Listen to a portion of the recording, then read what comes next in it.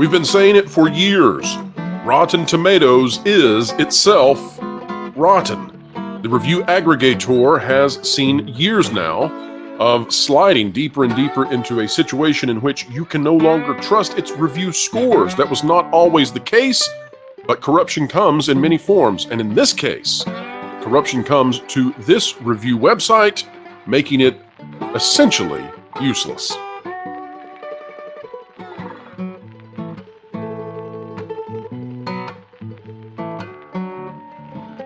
All right, folks, welcome back to another video here on the WDW Pro channel. It is a joy that you are joining me. I'm so happy to get to have the opportunity to chat with you. Today we are talking about corruption. Well, it's a big idea, but it's something that has driven the website Rotten Tomatoes into basically being non-functional. Now, we're going to talk about that, but we're going to also branch this out into being a much broader and deeper and more meaningful conversation, I hope. You be the judge of it. Pay close attention, stick with me, and then let me know in the comments and via your decision to click the like button or not, whether you disagree or agree. This coming out of Vulture.com.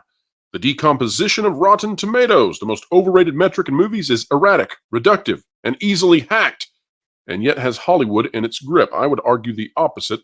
I think Hollywood has it in its grip. Absolutely. And we'll find out exactly why. This by Lane Brown with reporting by Luke Winkie. Oh, Luke Winkie. Folks, as we get into this, let me just say that we have watched Rotten Tomatoes go from a useful website, and then over the years it declined significantly at the behest of studio heads and by the ideological capture and the industrial capture of this website by Hollywood. They did not like the reviews of Ghostbusters 2016. They did not like the reviews of The Last Jedi. They did not like the reviews of Solo, a Star Wars story. They did not like the reviews of Captain Marvel, and they have sought to make it almost impossible for bad things to happen to movies because big bucks are on the line. Here's what it says. In 2018, a movie publicity company called Bunker 15 took on a new project, Ophelia, a feminist retelling of Hamlet starring Daisy Ridley. Oh, Daisy, you and Rotten Tomatoes have many a run-in. Critics who had seen early screenings had published 13 reviews, 7 of them negative, which translated to a score of 46% on the all-important aggregation site Rotten Tomatoes. A disappointing outcome for a film with prestige aspirations and no domestic distributor. But just because the Tomatometer says a title is rotten, scoring below 60%, it doesn't need to stay that way. Bunker 15 went to work. While most film PR companies aim to get the attention of critics from top publications, Bunker 15 takes a more bottom-up approach, recruiting obscure, often self-published critics who are nevertheless part of the pool tracked by Rotten Tomatoes. In another break from standard practice, several critics say Bunker 15 pays them $50 or more for each review. These payments are not typically disclosed, and Rotten Tomatoes says it prohibits reviewing based on a financial incentive, although I will insert here, how in the world would they ever know? In October of that year, an employee of the company emailed a prospective reviewer about Ophelia. It's a Sundance film, and the feeling is that it's been treated a bit harshly by some critics. I'm sure sky-high expectations were the culprit, so the teams involved feel like it would benefit from more input from different critics. In other words, they needed that person to go and give a positive review. Now, it doesn't always have to be based on a direct financial improvement for the critic. And that is what I think is missed somewhat by this article, although not entirely. The fact is that smaller reviewers, and they are the vast majority of the individuals who are reviewing and having the reviews counted by Rotten Tomatoes, they have always been dependent on studios allowing them to come in and review a film before it releases, because after a film releases, well, your review has far less importance because people can just go see the film. Before the film releases, you are providing them a barometer for how they should spend their money. Should they give their time and money to this film or not? And of course, that ultimate score is what helps them make that decision. Not totally, but it has been. And the issue here is that critics are beholden to give some kind of score for the distributors, or else why would the distributor ever want to let those critics come back again and review their film? Now, if you work for the biggest companies out there, sure, you get a chance to continue reviewing no matter what, although If you were just negative all the time, they might get really tired of you, and there may be some discussions behind the scenes. But for the little guys and the little girls, well, they get one bad or two bad swings on something, and some of the companies are going to say, you know what, we've had enough of you. We go on down further, and it says the studios didn't invent Rotten Tomatoes, and most of them don't like it, says the filmmaker Paul Schrader. But the system is broken. Audiences are dumber. Normal people don't go through reviews like they used to. Rotten Tomatoes is something the studios can game, so they do. Paul Schrader, I don't know that I agree with you. That seems to me to be quite the hubris. I don't think that audiences are dumber at all. I think audiences have figured out that Rotten Tomatoes and other websites like it are corrupt. And that's really where I want to go with our conversation today. We'll talk about a little bit more of Rotten Tomatoes in just a moment, but there's a broader discussion that I think needs to happen here. And that broader discussion is that in any institution, in any endeavor, even down into biology, there is a battle between functionality and corruption. Function versus corruption. You see, things that work achieve success to some degree whatsoever. Your body is an example of this. Your body every day that you are alive is functioning such to degree that it keeps you alive. And that is great. That's homeostasis. And so you continue to exist. Corporations are the same. So long as they exist, they're functioning adequately to continue to exist. We can branch this out to anything you can imagine. A sports team functions adequately, that it exists as long as it is so. But there are no Sears department stores anymore. There are no Charlotte Bobcats anymore, or they're the Hornets now, right? Charlotte Bobcats of the NBA are gone. And we know many people who have passed away. Their bodies were not able to function anymore. Corruption is what brings an end to existence of things. And that corruption can be something like a biological disease. It can be something like an injury. It can be something like a corporation making poor decisions. But corrupting the function of the organism, the corporation, the entity, whatever it may be, is what brings it down. We are watching a vast amount of corruption all throughout our society today. And not to get too deep on this, but one thing that we're watching is, of course, the corruption of companies like Disney. We've been covering this now for a while, but there's also corruption in things like Rotten Tomatoes. Whereas Disney is big and it takes a long time to bring it down, Rotten Tomatoes is not so big. I think the value of Rotten Tomatoes is something like $40 million, nothing compared to a company like Disney. But over time, you can corrupt anything to such a degree that it will no longer function. We have seen that in this latest CNBC report out about Disney, about Bob Iger, about what was going on behind the scenes, continues to go on behind the scenes, and it has revealed that corruption to such a degree that I think the Disney stock dropped now below $80. It may be back up or it may be back down, depending on when you're watching this video, but it dropped below $80. First time in a decade that has happened, less than half of where the stock once stood in the last 3 years. What a tremendous collapse for a company. Not here to give you financial advice in the least. Just here to remark on what a collapse that is. But you know, corruption for Rotten Tomatoes has pushed it to the point that people no longer even trust it to do what it's supposed to do. And that means it's on its last legs. Take a look at this down here.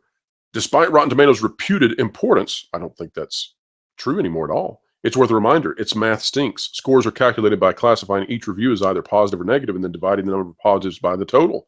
That's the whole formula. Each review carries the same weight, whether it runs in a major newspaper or a Substack with a dozen subscribers. Now, I think the criticism there is aimed in the wrong direction, but yeah, Rotten Tomatoes has taken step after step after step to make it more and more difficult to get an accurate score. They did that because companies are depending on them to give a good score, and then that good score drives money. There's billions and billions of dollars on the line ultimately each year from Rotten Tomatoes scores. Yet still, despite all of that, they could not save Indiana Jones, the Dial of Destiny. It didn't save it because it was so bad. It says, in studio's defense, Rotten Tomatoes' hastiness in computing its scores has made it practically necessary to cork one's bat. In a strategic blunder in May, Disney held the first screening of Indiana Jones, the Dial of Destiny at Cannes, the world's snootiest film festival, from which the first 12 reviews begot an initial score of 33%. What they should have done, says publicist number one, was have simultaneous screenings in the States for critics who might have been more friendly. A month and a half later, Dial of Destiny bombed at the box office, even though friendly critics eventually lifted its rating to 69%. They had a low Rotten Tomatoes score just sitting out there for 6 weeks before release, and that was deadly, says a third publicist. Well, it is true that bad scores hurt indie. It's not true that putting it in the States would have lifted that score. It is true that the score was lifted, though, by putting it in the States for reviewers to review. Okay, so how does that paradox work, Pro? Well, what is not talked about in this is that going back to that corruption thing, we know for a fact, because we have friends who were brought into this process, we know that the way that Disney lifted those scores were that Disney held private screenings for any critic they could find that was enabled by Rotten Tomatoes. They pulled those critics into private screenings in their own private theaters with Disney prior to release, and they wined and dined those critics with significant amounts of boozy bars at the theater to get their critics all liquored up. It's not always financial. It's not always even access. Sometimes it's just, come give us a good review and we will give you the best time legally possible. And that is how they lifted the scores for Indiana Jones: The Dial of Destiny. Is it a good movie? No, it's not a good movie. Does it deserve the score that it finally achieved? No, it does not. Does it have that score based on corruption? You bet. That's why nobody trusts Rotten Tomatoes. One final point on the corruption issue and what it does. People often think that they get away with things. People thought, the industry thought that they could control Rotten Tomatoes. They thought that they could put in new rules and new protocols that would save them from having bad reviews. That's ultimately what they want. They want good reviews all the time. So they put in plans to make that possible. They made it extremely difficult for anyone to review negatively movies in such a way that would pull the score down. They took steps to stop the quote-unquote Russian trolls. They wanted to stop the quote-unquote review bombing. Ultimately, though, they don't get away with it.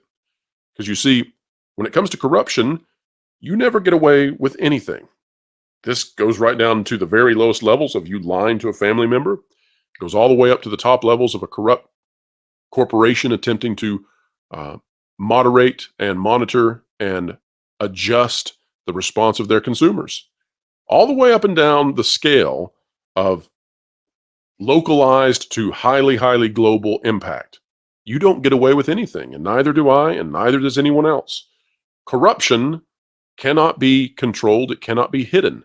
And when it comes to Rotten Tomatoes, once they put all of these steps in place, not only was it ineffective, but it also had the counter push, which perhaps the industry doesn't care about this, but it also had the counter push of making audiences believe that Rotten Tomatoes was compromised and no longer indicative of the actual merit of a system. Go back to 2005, and, well, many of us actually use this site. Today, nobody cares what Rotten Tomatoes says. Nobody cares. Nobody cares what the review score is. We all know the system is gamed. Everyone. Not even the people who follow channels such as this. Everyone knows it. And that is what happens through corruption.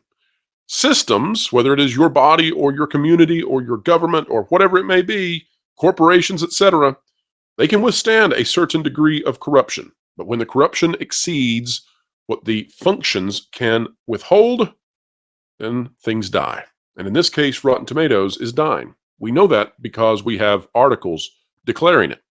And articles don't declare such a thing until it has already happened. We, on the other hand, try to keep you ahead of the culture curve. This article is telling us something that happened long ago, and now they are declaring it dead. They're just a little bit past the date. All right, folks, the expiration date for you is not yet here in terms of clicking the like button.